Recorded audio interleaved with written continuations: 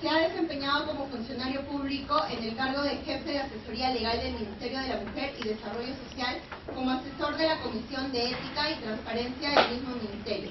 En el ámbito académico, ha ejercido la cátedra de Derecho Civil en diferentes universidades del Perú, como la Universidad César Vallejo, Autónoma del Perú, San Juan Bautista. A la fecha, ejerce la cátedra de Derecho Civil en la Universidad de San Martín de Porres y en la Universidad Privada del Norte, filial Lima. Es miembro ordinario del Instituto Peruano de Derecho Civil y miembro honorario del Colegio de Abogados de Ica. Es colaborador de la revista La Ley. Es conferencista en temas de derecho civil a nivel nacional. Socio fundador del estudio Valareso y Montaño Abogados. Recibámoslo con un fuerte voto de aplauso.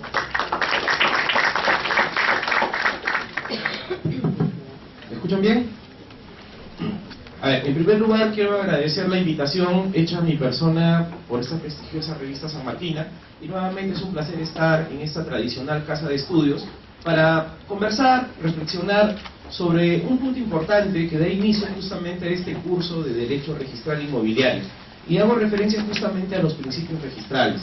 En los próximos minutos, ustedes y yo vamos a tratar de reflexionar, indicar, porque no puede existir verdad absoluta en derecho, cortamos de ahí, sobre esos principios que traen acotación, reflexión al momento de llevar momentos culminantes de una evaluación y sobre todo de otorgar a nuestra sociedad dos principios básicos: la publicidad y la seguridad. Es decir, a lo largo de los próximos minutos vamos a desarrollar de manera cronológica primero la importancia, la conceptualización y el desarrollo de esos principios que están esparcidos en nuestro sistema jurídico, y que lógicamente lo vamos a ver sobre todo colocados en dos instrumentos primordiales, básicos, como son el Código Civil de 1984, en el libro noveno, el libro de los registros públicos, y en el registro, en la resolución de superintendencia, ¿no?, del reglamento principal de las SUNAT. ¿Saben? De esa manera, mi objetivo de estar aquí con ustedes es que, si bien no seamos eruditos en la materia, vamos a ser futuros abogados que cuando nos enfrentemos a este tipo de situación tengamos el criterio, repito, el criterio jurídico de poder afrontarlo con éxito. Yo he preparado unas diapositivas para poder ir desarrollándolo, la dinámica de las mismas. Les permito lo siguiente: el orden de la exposición. Termino la exposición y de ahí cualquier duda que tengan, encantado de poder absolverlas. Pero por una cuestión de orden, les pido desarrollar de manera apropiada primero lo que es el tema de la exposición, y luego, terminado el mismo, pasar ya a lo que son las inquietudes que naturalmente todos tenemos en el desarrollo de estos temas. Prueba de ello es que en doctrina, a la fecha, existen en el Perú, por la influencia del derecho hipotecario, que así se le llama en España, diferentes tipos de posiciones con respecto a lo que son los principios registrales. Ojo, encontramos en la doctrina nacional bastante influencia con respecto a este tipo de cosas, ¿no? Está la posición del doctor González Barrón, la posición del doctor González Loli, del doctor Álvaro Delgado Sheje, ¿no?, en el cual nos da una respuesta o un mensaje principal. ¿Cuál? El mensaje y respuesta principal es que la propia dinámica, la propia naturaleza de esta rama del derecho va a permitir en cierta manera lo siguiente: traer consigo que no existe uniformidad, y eso es un tema bien claro, con respecto a un manejo, si decimos así, aplicable, uniforme por todos aquellos que han estudiado la materia. Y segundo, que no podemos decir que estos principios son particularidad de interpretación de algunos operadores del derecho, sino de todos en general. Vamos a comenzar, mientras que vamos esperando las diapositivas, vamos a conversar ustedes y yo. Comencemos de un concepto muy general. ¿Qué es un principio? Un principio es una idea rectora, es una idea capital, que va a permitir guiar la aplicación del derecho a situaciones donde, lógicamente, por sus conocimientos de introducción, existen vacíos o deficiencias de la ley. Entonces, si uno analiza, voy a citar a un profesor eminente sanmarquino, Juan Espinosa, en su libro Los principios contenidos en el título preliminar, él dice, ¿no?, enfrentarse a un concepto como un principio del derecho es hablar de una idea rectora, es hablar de una idea transversal, de una idea capital, vuelvo a repetir, que me va a permitir encontrar una salida jurídica frente a esa incertidumbre que muchas veces la norma de manera expresa en el articulado del código no la hay. Entonces, ¿qué vemos ahí? En primer punto, la capacidad de interpretación y de integración que tiene ¿quién? Que tiene el hombre del derecho al momento de aplicar ese tipo de normas. ¿Qué dice la doctrina? La doctrina dice que, gracias a los principios, permiten sintetizar el orden jurídico registral, denotan las características que tiene el sistema registral donde se aplica. El sistema peruano, ya lo vamos a ver, tiene ciertas características particulares, donde recibe la influencia sobre todo española, pero también vemos un poco de la alemana, de la francesa. Es decir, ¿podemos hablar de una mixtura, doctor? Sí, de acuerdo a la aplicación en la cual se va a dar acorde a la situación que se desea analizar y estudiar. Segundo, para otra posición doctrinaria, nos habla que son preceptos del derecho que dan orientaciones generales. ¿Qué es orientar? Es guiar, pues. Si yo no tengo el articulado de manera expresa, porque hay muchas formas de estudiar derecho, y una de ellas, que constituye un principal obstáculo, es el memorismo, dice, no, si en el código no está, o en la ley no está la respuesta, ya no hay salida jurídica aplicable. Grave error. ¿Qué es lo que se tiene que aplicar ahí? El criterio, vuelvo a repetir, y sobre todo la aplicación de principios que muchas veces, vuelvo a repetir, la norma taxativamente no nos la da. ¿Está bien? ¿Qué más tenemos que tomar en cuenta? ¿Qué principios son aplicables a nuestro sistema registral? Comencemos con una pregunta bien clara. Debemos decir que estos principios inclinados tienen por finalidad llevar a cabo el procedimiento administrativo de inscripción y también permiten en cierta manera llevar a cabo el orden registral en el cual se desarrollan estas actividades. Segundo, si yo me enfrento a ese tipo de principios, vuelvo a repetir, ¿dónde los encuentro? De manera muy puntual en el libro 9 del Código Civil, ¿no?, de 1984, y en el reglamento de la Superintendencia Nacional de los Registros Públicos, que es la SUNAT. Entonces, como dos columnas básicas para poder entender el desarrollo temático de esta situación, ¿dónde voy a encontrar la normativa especializada? En esos dos cuerpos normativos. Por ahí escuché en este proceso de reforma del Código Civil que se buscaba en cierta manera ya algunas modificaciones de estos principios. ¿Por qué? Porque la ley específica tomaba en ciertas maneras una posición mucho mayor vinculante de uso en los reglamentos que en el propio código, y se planteaba inclusive que en una futura reforma el libro de registros públicos saliera ya del Código Civil, porque la dinámica con la que fue desarrollada en 1984 y antes ya no es la misma que ahora. ¿Sí? ¿Qué más podemos decir? Primero, estos principios, cada uno se va por su lado. ¿Son islas? No. Los principios, en este caso, que guían el sistema registral peruano, traen consigo una dinámica armónica. Doctor, ¿qué es armonía? Que cada uno de ellos está vinculado, pues, es decir, al momento de la aplicación que voy a hacer de ellos, no cada uno tiene su verdad propia, sino todo lo contrario. Van a estar eminentemente vinculados, de tal manera que van a expresar, ¿qué cosa? Un mensaje común, un mensaje coordinado, un mensaje que cualquier persona que recurra a los mismos va a traer consigo, ¿qué cosa? Una salida jurídica coherente, emanada de un razonamiento adecuado como tal. Entonces, pensar que los principios registrales, cada uno de ellos tiene una verdad propia, diferenciada, es un error. Los principios tienen que interpretarse de manera armoniosa, conjugada, vinculada, que traiga consigo de manera muy puntual una salida jurídica razonada en base a la interpretación. Primera conclusión. Por último, para acabar ya este tema de lo que es los principios, para ir entrando ya, ¿qué efecto tiene o cuál es, si decimos así, ya estamos viendo acá, la razón de ser de este tipo de situación? Primero, otorgan esa necesaria seguridad en el tráfico de bienes. Y segundo, los principios me permiten, en cierta manera, poder ver ante qué clase de sistema registral me encuentro. ¿Qué influencias han intervenido en él? Doctor, siempre vamos a encontrar los principios en la norma. Lo que yo he dicho es que dos cuerpos normativos principales a los cuales he hecho mención es el universo normativo, en el cual, de manera muy puntual, vamos a hacer referencia cuando queramos utilizarlos.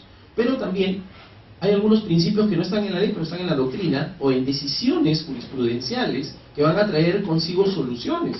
Muchas de ellas, lógicamente, de manera muy puntual, de acuerdo al caso que se examina, ¿no? Ahí vamos a poder observar justamente los diferentes principios que están regulados, tanto en lo que es la superintendencia en el reglamento, como en el Código Civil del 84.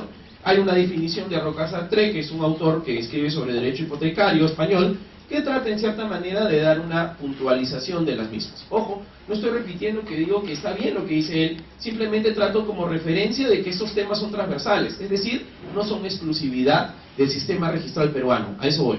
¿Está bien? ¿Qué más tengo que tomar en cuenta? Voy a basar mi exposición en dos puntos principales, como les dije en un principio. Primero, ¿cuál era? La seguridad, y segundo, la publicidad. Comenzaré expresando algunas reflexiones en torno a la seguridad. Siguiente, por favor. ¿Ya? No voy a leer, pero voy a hacer un resumen de lo que quiero dar a entender con lo que es el tema de la seguridad. ¿Qué tipo de seguridad nos interesa a los hombres del derecho? La seguridad jurídica, pues. Y en un país como el nuestro, donde lamentablemente la seguridad jurídica no es muy confiable, juega aquí un rol principal la aplicación del derecho y las instituciones que van a traer consigo ese resultado con la sociedad. ¿Y qué es lo que tenemos que decir? Que la seguridad jurídica va a ser consecuencia del producto del uso correcto de lo que hemos mencionado anteriormente, es decir, de los principios registrales. Si yo hago una correcta aplicación y que no quede ningún tipo de duda, ¿no? ¿Qué va a traer consigo? Que la gente confíe, pues. La gente confíe en la seguridad que te otorga el ordenamiento jurídico al momento de aplicarse a una situación concreta, de manera puntual. Y luego, ¿qué cosa tenemos que decir de manera adecuada? Que orientan, miren, vuelvo a repetir, ¿no? El principio registral orienta ¿qué cosa? A dar un resultado, seguridad. La sociedad peruana, de manera particular, y ya me voy a centrar, muchas veces no cree en el sistema registral. ¿Por qué? Porque la realidad muchas veces no nos dice lo que está en el registro. Entonces, ¿qué es lo que debemos buscar? Que esa diferencia, esa separación cada vez sea menor. ¿Y qué es lo que tiene que llevarse a cabo? Un proceso logístico, y esa es una de las conclusiones que voy a conversar con ustedes, por parte del Estado, de voluntad diría yo. ¿Para qué? Para llevar a cabo un control adecuado del sistema catastral, del sistema de bienes, que traiga consigo lógicamente ese resultado esperado como tal. ¿Y cuál sería entonces, doctor? La seguridad jurídica, la confianza que tiene que tener la sociedad en las instituciones, en la aplicación correcta ¿de qué?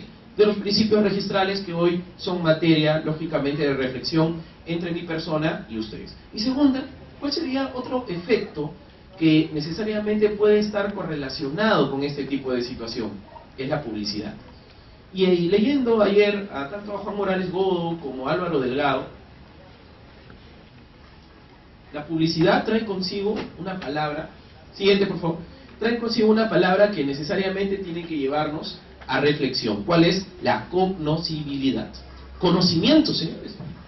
La publicidad, lógicamente, es ese aspecto que muchas veces trae consigo críticas de lo que dice, ¿no? Mira, la realidad dice esto, pero el derecho dice esto. Entonces, ¿yo a quién me voy? A lo que la realidad dice. El ejercicio de hecho, ¿no? Y vamos a jalar un concepto de posesión, nos habla que muchas veces quien es propietario no es poseedor, ¿sí o no? Entonces, ese tipo de situación, ¿dónde puedo verlo plasmado con el principio de, o con el tema, con el ítem jurídico básico de la publicidad? Lo estoy tratando de explicar desde el punto de vista de la posibilidad de conocimiento que tiene toda persona de llevar a cabo esas transacciones que tengan repercusión jurídica y que muchos de ellas, ¿dónde van a verse reflejados? En el registro. Entonces, el conocimiento no solo debe de estar plasmado en el derecho muy bonito con tu formulario, sino también debe de estar, lógicamente, conocido ¿dónde? En la realidad. A eso voy. Pero si no hay publicidad, si no hay conocimiento, si no hay, lógicamente, esa voluntad y predisposición tanto de la sociedad como de las instituciones, de nada va a valer explicar lo que es el tema de la relevancia de la seguridad jurídica como la publicidad común. ¿Está bien? Entonces, hasta ahí estas dos primeras ideas puntuales, básicas, de que son los objetivos mayores, si decimos así, de una correcta aplicación de lo que son los principios. Ya hemos definido principios, hemos hablado de los dos objetivos principales que como consecuencia de la correcta aplicación de ellos vamos a tener que disgregar, que es el tema de la publicidad y el tema de la seguridad y sus consecuencias jurídicas. Vamos ahora a pasar a analizar de manera muy breve, muy concisa, muy puntual, los siguientes principios que a nuestro criterio necesariamente tienen que ser materia, si decimos así, de un razonamiento adecuado como tal. ¿Está bien? ¿Y a qué cosa me estoy haciendo referencia? Al primero de todos, el principio de legalidad. Les cuento, en una experiencia personal, porque yo realicé mis prácticas profesionales justo en la SUNAR, el tema de principios para toda persona que ingresa a esta institución es básica.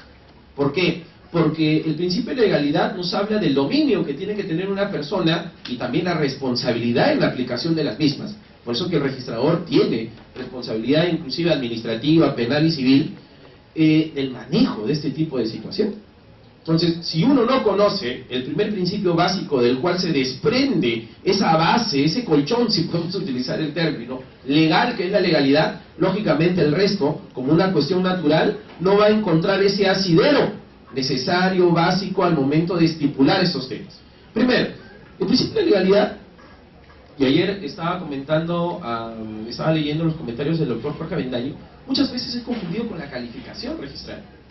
Ya les voy a dejar la doctrina, pero yo voy a hacer algunas reflexiones de manera muy puntual en torno a este tema.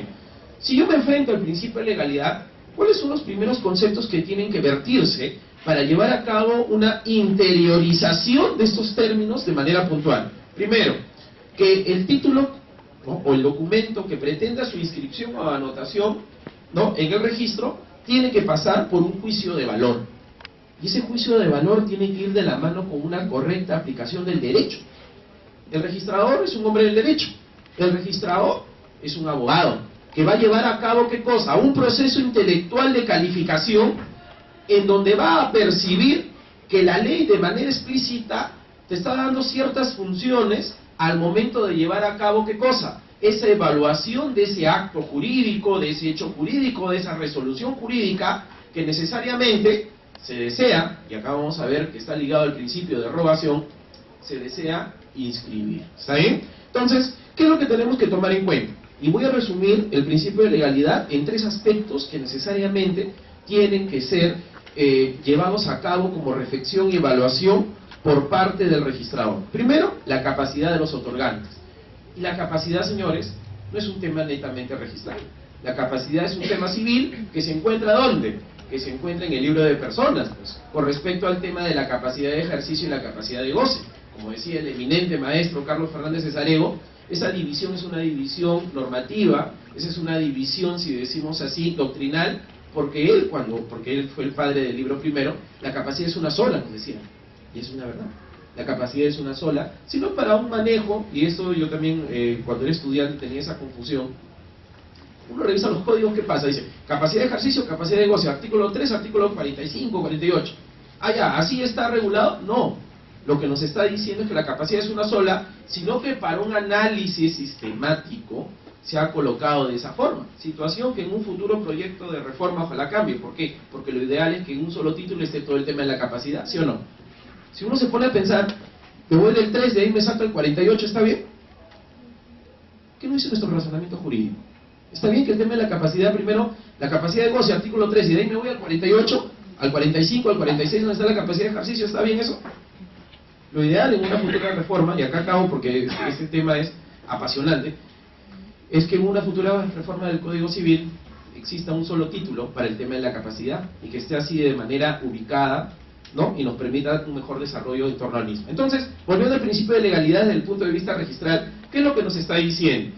La legalidad tiene que basarse en 3 cuestiones básicas a nuestro criterio. ¿Cuál es? La capacidad de los otorgantes, y va de la mano con la capacidad jurídica, que ya hemos hecho la acotación. 2, la validez del acto. La validez del acto nos está hablando ver los requisitos del 140, y nos está remitiendo al libro 9, que es materia de esta reflexión, o al reglamento de la Superintendencia Nacional de los Registros Públicos. No, señores, nos está remitiendo ¿a dónde? Al libro 2 del Código Civil. Imagínense ustedes un hombre de derecho que no maneja el concepto de acto jurídico, el pecado jurídico que puede traer consigo, valga la redundancia. Entonces lo que vamos a tomar en cuenta es lo siguiente. Otro aspecto, para que se vea plasmado el principio de legalidad, es la validez del acto. El primero que hemos dicho, la capacidad. Segundo, la validez del acto. Y el tercero, que a nuestro criterio es básico tomar acotación, ¿cuál es? La legalidad de los documentos. El otro día, conversando con un buen amigo, el doctor Gilberto Mendoza, profesor de la Católica, hablamos, ¿no?, de la realidad peruana, y hablamos también de los peligros que corre lo que es el tráfico de la transferencia de propiedad en el Perú. Y estoy hablando de temas que, mal o bien, como hombres de derecho, alguna vez vamos a tener contacto. Y nos decía que lamentablemente no había una cultura institucional, pero sobre todo una cultura en la nuestra sociedad, de la formalidad. ¿Y eso es verdad? Cuando nos habla la legalidad de los documentos, nos está hablando que lamentablemente existe una subcultura, así que empezamos a reflexionar, en la cual lamentablemente la gente trata de saltarse los procedimientos. Lamentablemente lo que vemos en la realidad es que muchas veces la falsificación, que es un delito, abunda, y que en vez de ser rechazada, la gente convive con ella. Entonces, un aspecto importante de este punto de vista de aplicación de la legalidad en base a los documentos es llevar a cabo una cultura de formalismo, de cumplimiento de requisitos sine qua non, en la cual no se vea afectado este tipo de situación de manera puntual. Para terminar, en el principio de legalidad también tenemos que tomar en cuenta lo siguiente. Para una parte de la doctrina, sobre todo española, nos habla de un control que realizan a cabo las instancias registrales. La primera instancia, esto no es procedimiento registral, pero vamos a ir analizando, es el registrador, y si yo no estoy de acuerdo con ello, apelo, ¿a dónde? Al tribunal registral. ¿Está bien? ¿Qué es lo que nos dice? Que cuando yo solicito ante las instancias registrales la inscripción de contratos, de derechos, resoluciones, lógicamente, estos tienen que ir de la mano con esos tres requisitos, que lo podemos resumir en una frase. ¿Cuáles? Exigencias legales. Exigencias que están amparados en la ley, y que no son, si decimos así, exigencias casuales del registrador. Muchas veces el usuario, y yo he atendido usuarios cuando trabajaba en SUNAT, dicen, no, usted se me ha prendido, usted me ha cargado anticuerpos y no quiere hacer pasar mi título. Graso error. Lamentablemente la función tanto del registrador como las personas que lo asisten, ya, es velar porque la ley se cumpla, pues. Y muchas veces se gana problemas, inclusive hasta denuncias, porque lógicamente nos hablan de un abuso del derecho, situación que lamentablemente se puede deslindar con el respectivo descargo en el momento adecuado. Pero muchas veces se confunde, pues señores.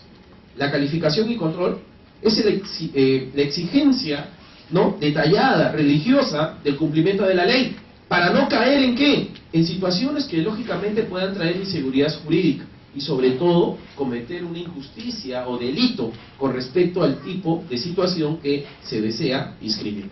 Luego, ¿qué cosa tenemos que tomar en cuenta? Que la aplicación en la realidad de lo que es el principio de la legalidad va de la mano ¿con qué? Con la verificación de los diferentes obstáculos que pudieran emanar de las partidas registrales. ¿Qué cosa estamos hablando de la historia del título? Estamos hablando del acto, ya vamos a ver el tracto sucesivo, que es un principio que también va de la mano. Trata de alguna manera de llevar a cabo toda la historia y la capacidad que tiene la persona que nos transfiere, que efectivamente, de acuerdo a ley, esté capacitado para ello. Si bien no está presente físicamente, otra persona lo puede hacer mediante la figura del poder, ¿sí o no? Aplicando ¿qué cosa? Los artículos respectivos a lo que es la representación. ¿Qué más tenemos que tomar en cuenta? Y con esto culmino. Siguiente, por favor. Siguiente.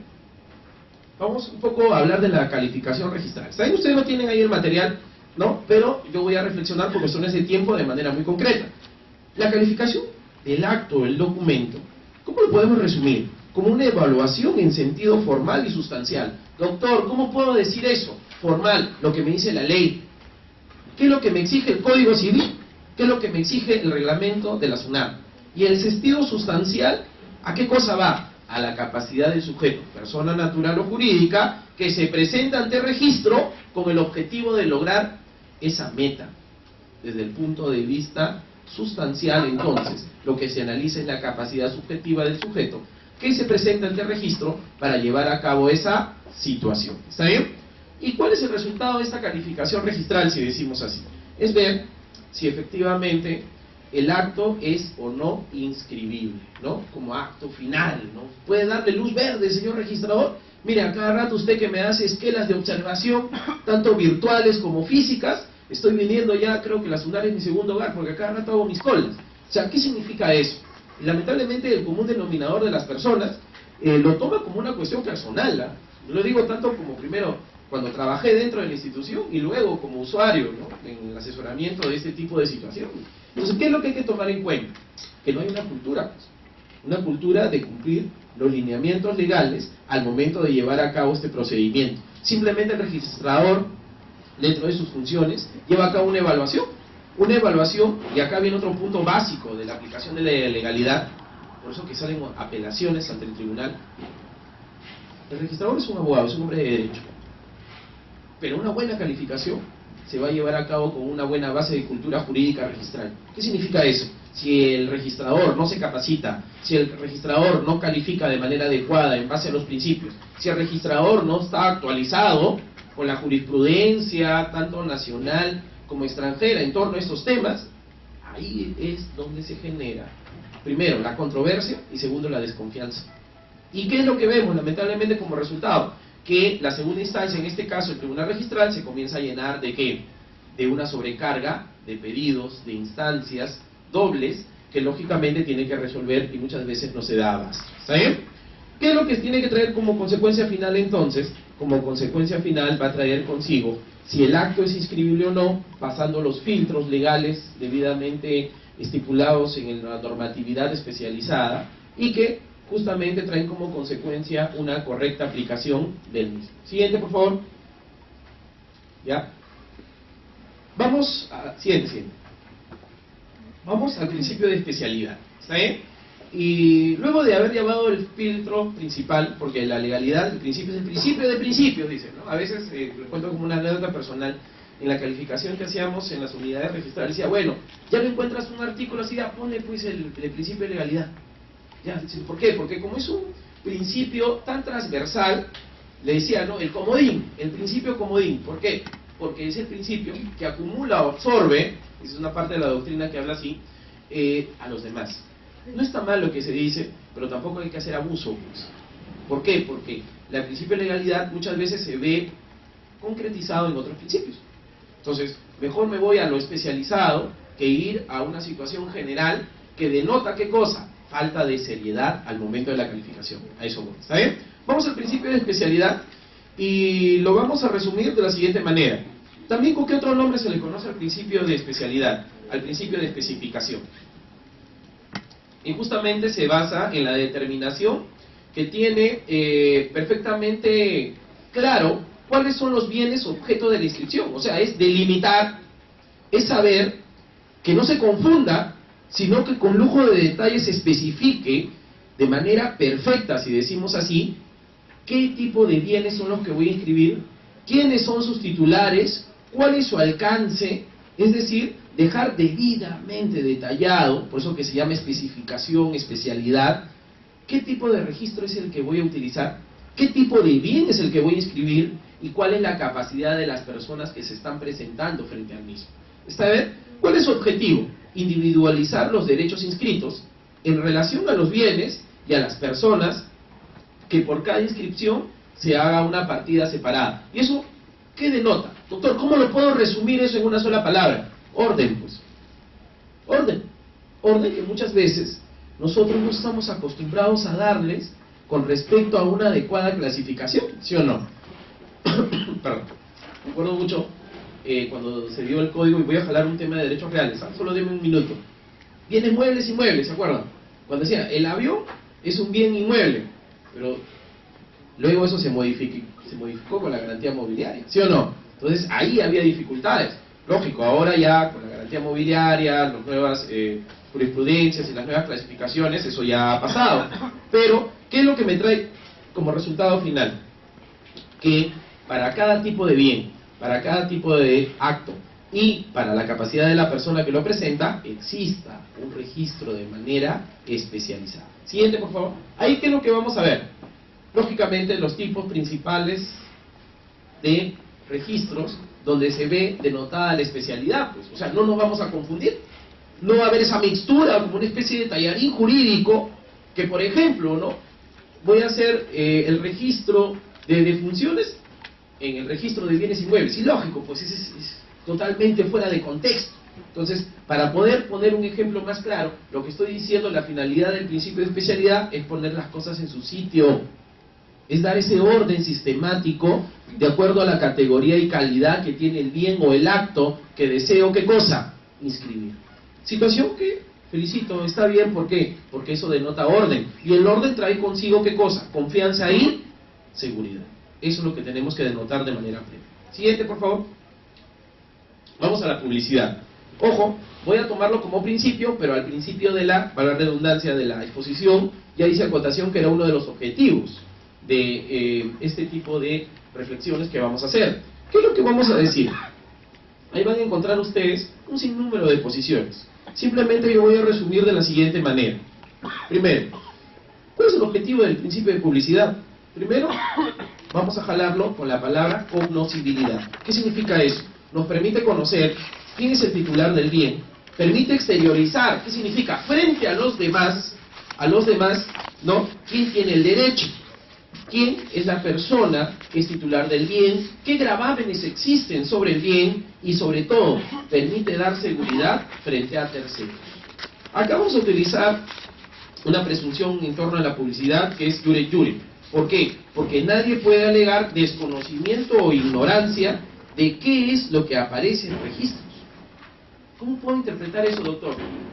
Y yo me acuerdo mucho en mis clases de Derecho Real, decía, no, doctor, el registro es, si yo no tengo plata, yo no puedo sacar una ficha informativa, o yo no todos los días no compro el peruano, ¿cómo me voy a enterar? Lo que protege el registro en el tema de la publicidad es lo siguiente, lo que nos está diciendo es la posibilidad que tú te acerques y tengas acceso a esa información. No te está diciendo obligatoriamente que tú tienes que saber todo lo que está ahí. Eso es lo que te está diciendo con la publicidad. Es la posibilidad que tiene toda persona de pagar con los derechos respectivos, lógicamente. Y ahora, en época era pues todo físico, ¿no? Ahora ya vemos virtual, inclusive hasta con claves. La posibilidad de ¿qué? De tener acceso a toda la información, a ese mundo jurídico que es el registro, y que tranquilamente podamos tener acceso a, de manera pormenorizada, los tipos de bienes, las inscripciones que son de nuestro interés. Para finalizar, ¿qué cosa es lo que tenemos que decir entonces? Nadie puede, y vuelvo a repetir, alegar desconocimiento o ignorancia de lo que aparece en los registros, ni de los títulos de los que emanan la inscripción. Y eso es verdad, pues. ¿Por qué? Porque si uno pide, puede ver el archivamiento. ¿Qué significa eso? Ver la historia del título como tal. Claro, en aquella época, me acuerdo, no es como ahora que lo han filtrado por medio de los medios tecnológicos, ¿no?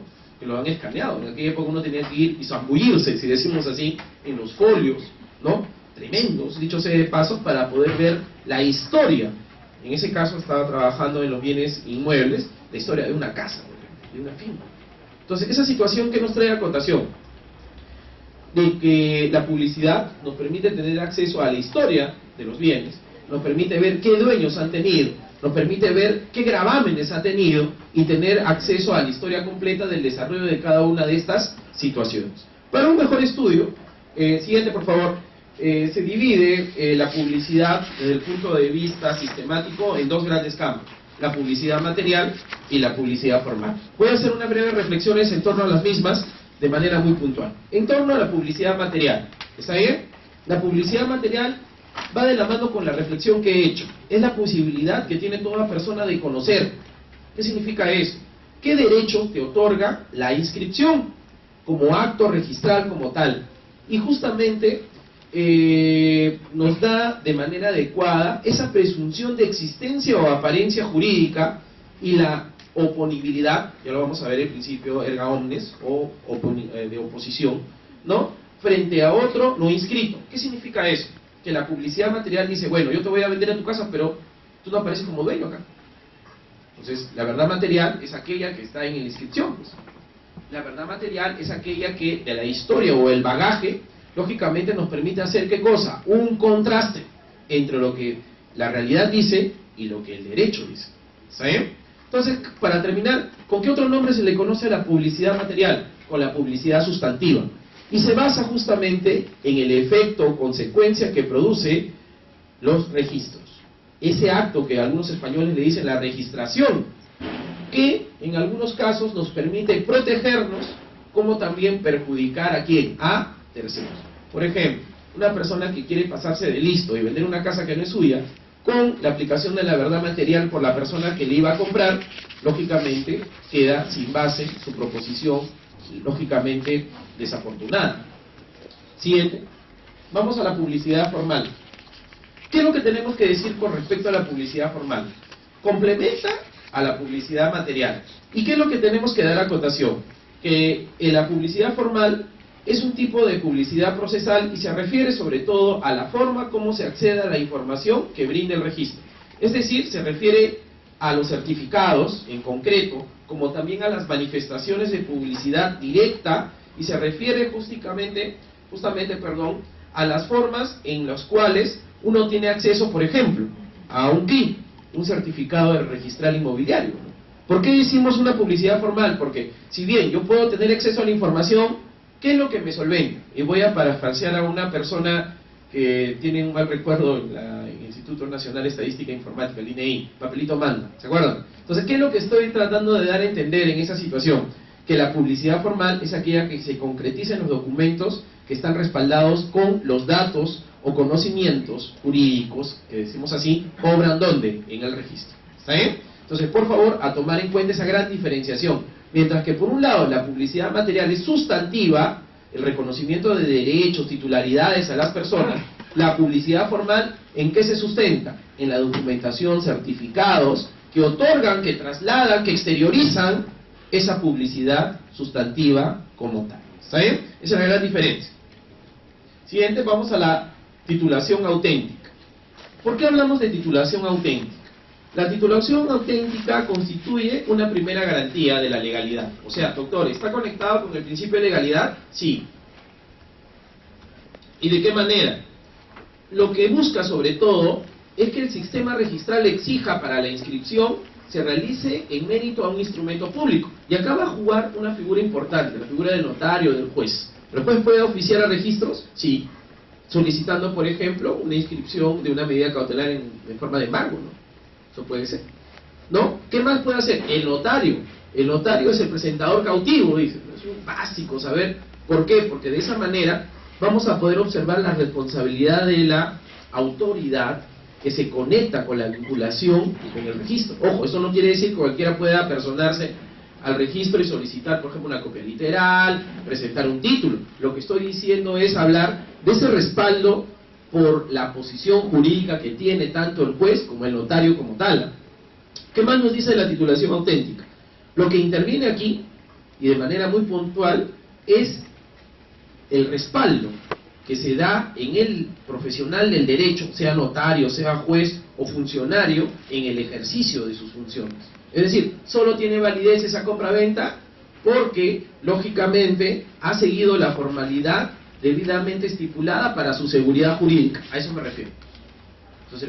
O la transferencia vehicular se ha hecho mediante el acta y el notario le ha dado su visto bueno mediante su firma, ante mí, tal, ¿no? Notario de... Ese es un ejemplo. ¿Un ejemplo qué? De la titulación auténtica. Porque yo voy a dar ese respaldo basado en la comunicación que me da ¿quién? Ese funcionario o hombre de derecho en el ejercicio de ¿qué? De sus funciones. ¿Y qué va a traer consigo la titulación auténtica? La inscripción. La inscripción en virtud de un título que conste en instrumento público, que puede ser judicial, notarial, administrativo, consular. Doctor, ¿cómo consular? ¿Qué tal si yo me caso en el extranjero? Y en el registro de personas naturales quiero ya estipular de manera adecuada la variación de mi, si decimos así, estado civil. Puede hacerse mediante documento consular, lógico, pues el embajador de Perú va, ¿no?, lógicamente a cursar, ¿no?, un oficio donde lógicamente diga, por ejemplo, el doctor Valareso se casó en Argentina con una ciudadana de ese país y en el registro de personas naturales queremos dejar asentado eso. ¿Lo hará mediante qué? Mediante un oficio. Y estipulará lógicamente un parte consular en el cual se detallan la fecha, DNI de mi persona, de mi esposa y las consecuencias jurídicas que pueda traer consigo. ¿Está bien? Por último, las inscripciones se extienden en mérito a ¿qué? A instrumentos de forma pública. Vamos a, siguiente por favor, a ver lo que es el tema de la plasmación de este tipo de situación. ¿Y de dónde se ve? En la forma pública o la titulación auténtica. Un ejemplo, ¿cuál vendría a ser? El documento privado con firmas legalizadas. Pero a lo que a nosotros nos interesa y que va de la mano sobre todo con el derecho registral es la categoría que se le da como título inscribible. Simplemente voy a terminar la titulación auténtica con el fundamento que lo sustenta. Se deriva del necesario reconocimiento que la seguridad jurídica no puede, lógicamente, conseguirse únicamente mediante un perfeccionamiento del sistema, sino que se requiere como exigencia básica para la producción de sus efectos de la existencia de documentación auténtica. ¿Y quién da ese respaldo? El funcionario que hemos hecho. El notario, el juez, el cónsul, que le da ¿qué cosa? Ese espaldarazo jurídico para llevar a cabo esa situación. Por eso que decimos, esa reflexión final la hemos leído para ver que luego de todo lo que hemos explicado, ¿cuál es el fundamento de esa situación. Siguiente, vamos al principio de rogación. Permítanme avanzar un poquito más rápido porque la idea es intercambiar experiencias, no de hacer un monólogo, así que vamos a avanzar de manera aplicada, de manera muy puntual. La rogación, como su propio nombre lo dice, y voy a citar acá a los autores españoles, viene de las siguientes frases: a ruego de, a petición de. Y lógicamente, toda inscripción en el registro no procede de oficio. O sea, ¿qué significa de oficio? ¿La SUNAR, por su propia función, tiene que inscribir? No. Entonces vamos a explicar eso. Se da por solicitud de la parte interesada, la inscripción en los registros públicos. Y se realiza a instancia de parte, a pedido de parte, nunca de oficio. Es decir, es netamente potestativo y está ligado con el consentimiento. O sea, imagínense ustedes, pues, si yo no quiero vender mi casa y aparece mi firma ahí, ya estaríamos hablando de ¿qué? De un vicio de la voluntad, ¿sí o no? Y que puede traer consigo, ¿qué cosa? Una nulidad de acto jurídico, basándonos en un concepto mayor, en una compra-venta apócrifa, ¿no? Apócrifa, ¿qué significa? Falsa, a eso me refiero, ¿sí? Y que lógicamente, este consentimiento, una vez presentado el documento, en este caso para el argot de la terminología registral, el título, se inicia el procedimiento registral, el mismo que puede desistirse si lo desea. ¿Qué es el desistimiento? Es un término que luego lo vamos a analizar. Es aquella facultad en la cual yo ya no quiero seguir con el procedimiento registral y naturalmente hago de conocimiento a la institución ese deseo. Y por último, vamos a resumir esta situación de manera muy adecuada. ¿Es un presupuesto de calificación registral la rogación? Sí, pues, ¿por qué? Porque el SUNAR no actúa de oficio. 2. Sin la rogación no produce efectos, lógicamente, el deseo o la participación de mis tratativas ante registros públicos. Determina qué cosa es el principio de rogación. Ojo, y esto va ligado con el tiempo. Primero en el tiempo, primero en el derecho, es un principio que se aplica en registros, ¿ah? Ya lo vamos a después ver de manera puntual, pero el principio de rogación es la llave, si decimos así, que determina el momento de inicio de la prioridad. Primero en el derecho, primero en el tiempo, primero en el derecho. Y se plasma sobre todo, de manera muy puntual, en las normas que regulan el registro. La rogatoria, si podemos decir así, alcanza a todos los actos inscribibles contenidos en el título. Para una doctrina, sobre todo más sencilla, nos dice lo siguiente: es el impulso inicial del procedimiento registral. Y yo me quedo con esa frase. ¿Por qué? Porque sin rogación no se inicia el procedimiento, pues. Entonces, el inicio, ¿no?, el comienzo, si decimos así, del procedimiento registral, justamente se da con la plasmación, con la concretización de ¿qué? Del principio de rogación. Ojo, que luego yo me quiera desistir, se puede dar de dos maneras, tanto parcial como total sobre la misma. ¿Está bien? La rogación también, aparte de dar el inicio, la llave del procedimiento registral, ¿en dónde se puede plasmar? Se puede plasmar, ¿no? Se puede solicitar cuando uno quiere prórrogas, ¿no? Cuando se quiere interponer recursos, por ejemplo, ante el tribunal registral, ¿no? También se puede ver cuando se quiere dar subsanaciones y, por último, cuando se quiere cancelar derechos registrales. En el Perú, ¿cuándo se da? Y con esto culmino. Se da cuando los registradores califican la legalidad de los documentos, en cuya virtud se solicita la inscripción. ¿Está bien? Siguiente, por favor. Siguiente. Vámonos a el principio de especialidad. Simplemente, esto ya lo hemos visto en el principio de especificación, ¿se acuerdan? Del principio de especialidad. Simplemente, este es un principio doctrinal y que lógicamente yo voy a explicarlo en la siguiente reflexión. Por cada bien, por cada persona, natural o jurídica, se abrirá una partida registral independiente y con sus respectivos asientos relacionados a la misma. Lógicamente, en el Perú lo que se relaciona, ¿qué cosa es? Con el folio real sobre las cosas y el folio personal sobre las personas. Esa es la clasificación. ¿Está bien? ¿Con qué otro nombre se le da al principio de especialidad? Se le llama también el principio de determinación. Doctor, ¿cómo puedo interpretar el tema de determinación dentro del ámbito registral? Lo que nos está diciendo es tener las cosas claras, pues. Saber si es un bien, a qué clase de bien es y a qué clase de registro va a ir. Si es una persona, con respecto, por ejemplo, si ha fallecido, al registro testamentario. Si está casado, al registro de personas naturales de manera... Si tiene un poder, al registro de mandatos y poderes. Ese es el ejemplo. ¿Está bien? Siguiente. Vámonos al principio de la buena fe pública registrada, ¿no? Bueno, acá va de la mano con la confianza, acá va de la mano con el desarrollo de una actividad que necesariamente se sostiene en esa relación entre varias personas que traen consigo una situación o estatus jurídicos como tal. Primero, la buena fe pública registral, que busca proteger la seguridad jurídica, término que ya hemos explicado al principio de la exposición. Primero, busca la seguridad jurídica de la contratación, de las relaciones comerciales, y se basa sobre todo en los asientos de inscripción que se abren en los registros. Si una persona actúa de buena fe, adquiere a título oneroso, va a traer consigo el nacimiento de derechos frente a otras. Lógicamente, ¿qué es lo que hace el registro? Los inscribe y los reconoce. Y acá justamente va de la mano con ¿qué? Con la actuación y predisposición de la persona con respecto a ¿qué? A los conocimientos previos antes de la inscripción del acto que solicita frente a los registros como tal. ¿Saben? ¿Qué es lo que busca el principio de buena fe registral? Proteger la adquisición del tercero. Y puede ser suficiente con la adquisición, sea esta a título gratuito. Un ejemplo, ¿cuál puede ser? Una donación, o en el Perú, donde más se ve qué cosa es, a título oneroso. ¿Qué es lo que te exige la buena fe pública registral? Cumplir con los requisitos que expresa la ley, el código, ¿no? El reglamento, y que exige que no se haya tenido conocimiento de la realidad extrarregistral. Es decir, yo puedo aducir la buena fe sabiendo que la persona que estaba llevando a cabo un acto inválido, un acto jurídico nulo, no puede.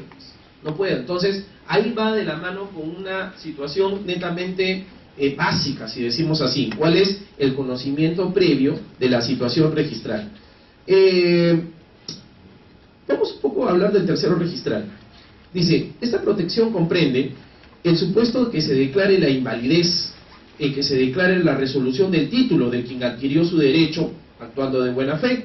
En tal sentido, la protección que se otorga al tercero registral comprende los supuestos de ineficacia estructural y funcional. Es decir, si yo actúo de buena fe creyendo en la palabra de otra persona y me doy con la sorpresa que luego del tránsito del tiempo se da de manera apropiada, ¿qué es lo que voy a traer consigo como resultado final? Que el registro sea el que me ampare. Y que justamente frente a los pedidos externos no surja una situación de inseguridad jurídica. Eso es lo que tenemos que tomar en cuenta con el principio de buena fe registral. Siguiente. Vamos a la impenetrabilidad. Y lo voy a resumir con respecto a la impenetrabilidad de la siguiente manera. Yo no puedo escribir dos derechos, no puedo escribir dos situaciones con respecto a un bien en un mismo momento. ¿Qué es impenetrabilidad? Simplemente lo resumiré de la siguiente manera. Dos derechos no pueden al mismo tiempo ocupar un mismo lugar, y de preferencia no pueden existir derechos iguales con preferencia distinta, con rango diferente. A eso me refiero. ¿Sabe? O sea, el principio de impenetrabilidad, ¿qué significa? Si yo y otra persona nos queremos ser titulares de una misma casa, no se va a poder porque no hay copropiedad, no ha habido previamente comunicación entre ambos, solo uno de nosotros lo va a hacer. Entonces, si me dan a mí la razón, mis derechos van a estar, ¿qué cosa? Debidamente reconocidos, y los de la otra persona, no. Esa es la impenetrabilidad. Siguiente. Vamos a la oponibilidad. Y acá va de la mano con el principio erga omnes. ¿Qué significa eso? Este es un principio que va de la mano de los derechos reales, ¿eh? Y nos habla que oponerse significa hacer claro, evidente, quién es el titular del bien que es materia de inscripción o lo que nos dicen los registros. Frente a los demás que, si de alguna manera quieren, si decimos así, variar esa situación jurídica, no lo van a poder hacer. Pues, ¿por qué? Porque hay esa concatenación entre la realidad con ¿qué? Con el registro. ¿Está bien? Entonces la oponibilidad, ¿qué cosa nos dice? Simplemente lo siguiente. La oponibilidad nos dice que los derechos, las situaciones jurídicas que están en el registro, todo aquel que quiera afectar los mismos no lo va a poder hacer. ¿Por qué? Porque va a estar frente a un reconocimiento jurídico dado ¿por quién? Por los registros públicos. Simplemente eso. ¿Está bien? Alguna parte de la doctrina nacional trata de definirlo como una situación jurídica resultado de la realidad, y es aquella que se ve plasmada ¿dónde? En el registro. Surge el derecho con motivo de la inscripción. Un ejemplo claro, ¿cuál es? La hipoteca o el patrimonio familiar. ¿Está bien? Por ejemplo, viene una persona, viene la SAT, ¿no? Que mira, quiero embargarte tu casa, no, está como patrimonio familiar, ya, eso es la oponibilidad, pues. ¿Quién me da la oponibilidad? Esa situación jurídica que está inscrito, ¿dónde? ¿Los registros? Entonces, ¿la SAT va a poder ejecutar? No, pues porque por patrimonio familiar no puede tocar ni mi casa, ni los elementos como tal, ¿sabes? Vamos al principio de prioridad, siguiente por favor, y simplemente lo voy a resumir en la siguiente parte. ¿Cuál es? Ya vamos a acabar.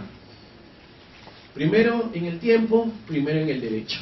Lamentablemente, pues, eso va de la mano con la seguridad jurídica y la aplicación correcta de la diligencia. Quiero resaltar esa palabra. ¿Qué significa la diligencia?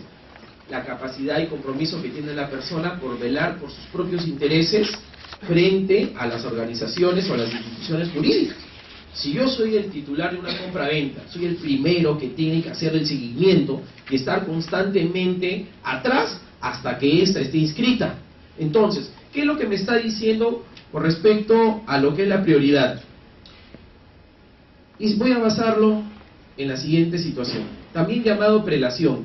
Es uno de los pilares de la seguridad jurídica, lógico. Pues. ¿Por qué? Porque la seguridad es resultado de la aplicación jurídica del tiempo.